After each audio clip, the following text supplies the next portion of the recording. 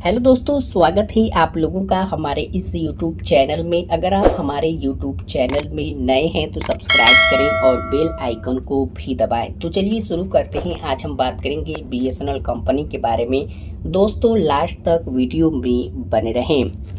First number की बात करें तो केंद्रीय मंत्री ज्योतिरादित्य सिंधिया शनिवार को कहा कि मोदी सरकार ने पिछले एक साल में बुनियादी ढांचे के विकास पर 11 लाख करोड़ रुपए खर्च किए हैं, जबकि दोस्तों कांग्रेस के नेतृत्व वाली यूपीए व्यवस्था इस मोर्चे पर सालाना केवल 2 लाख करोड़ रुपए खर्च करती थी। दोस्तों आपको बता दें कि हाल ही में प्रस्तुत केंद्रीय बजट में किए गए विभिन्न प्रावधानों को उजागर करने के लिए एक संवाददाता सम्मेलन को संबोधित करते हुए उन्होंने कहा कि बजट भारत को आत्मनिर्भर बनाएगा और 2047 तक इसे विश्व नेता के रूप में स्थापित करने का लक्ष्य है। उन्होंने कहा, प्रधानमंत्री नरेंद्र मोदी ने हमेशा कहा है कि वह हमारे देश में गरीबों, किसानों, महिलाओं और युवाओं को केवल 4 जातियों के रूप में मानते हैं और यह बजट इन 4 श्रेणियों पर केंद्रित है। दोस्तों आपको बता दें कि पिछले एक साल में बुनियादी ढांचे पर 11 लाख करोड़ रुपए खर्च किए गए हैं। संचार मंत्री ने कहा, यूपीए इस मोर्चे पर केवल 2 लाख करोड़ रुपए खर्च करता था। उनके अनुसार पिछले एक साल में 2031 किलोमीटर लंबी रेलवे लाइनें बिछाई गई और 6000 किलोमीटर लंबे राष्ट्रीय राजमार्गों का निर्माण किया गया।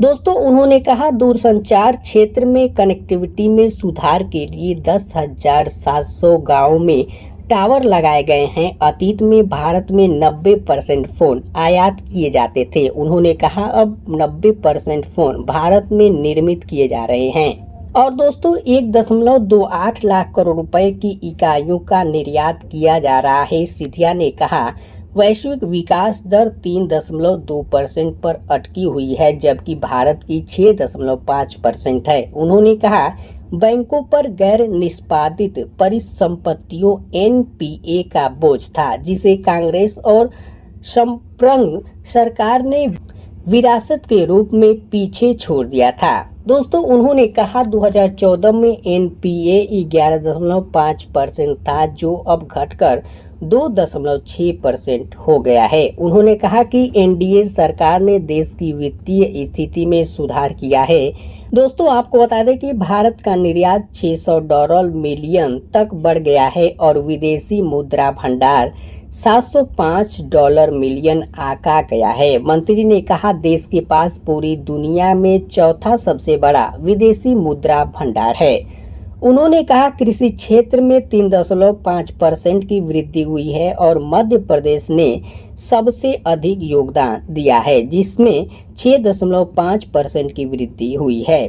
दोस्तों आपको बता दें कि सिंधिया ने कहा, हमारा लक्ष्य है कि भारत 2027 तक तीसरी सबसे बड़ी अर्थव्यवस्था बन जाए। भारत अगले 2 साल में जर्मनी और जापान को पीछे छोड़ देगा।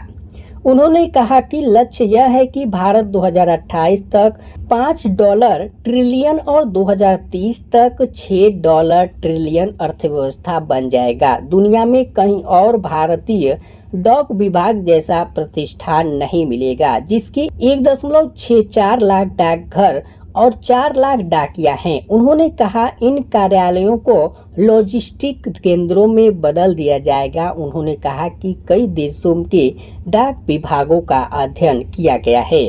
दोस्तों आपको बता दें कि सिंधिया ने कहा कि डाक विभाग पार्सल और ई-कॉमर्स जैसी सेवाएं देगा। इसके साथ ही देश में 2.45 लाख ग्राम पंचायतों के माध्यम से जोड़ा जा रहा है।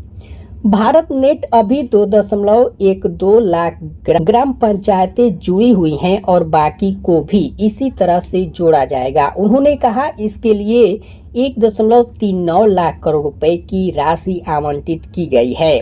दोस्तों आपको बता दें कि भारत नेट देश की सभी ग्राम पंचायतों को ब्रॉडबैंड कनेक्टिविटी प्रदान करने के लिए केंद्र सरकार की एक महत्वाकांक्षी परियोजना है। सिंधिया के मुताबिक बजट में मध्यम वर्ग को राहत दी गई है, क्योंकि दोस्तों 12 लाख रुपए तक कमाने वाले व्यक्तियों को आयकर नहीं देना होगा।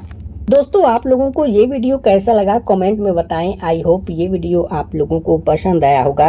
अगर आपको ये वीडियो अच्छा लगे तो लाइक शेयर जरूर करें। तो दोस्तों मेरा यूट्यूब चैनल को सब्सक्राइब करें और बगल में बेल आइकन को दबाना ना भूलें। Thanks for watching this video. जय हिंद।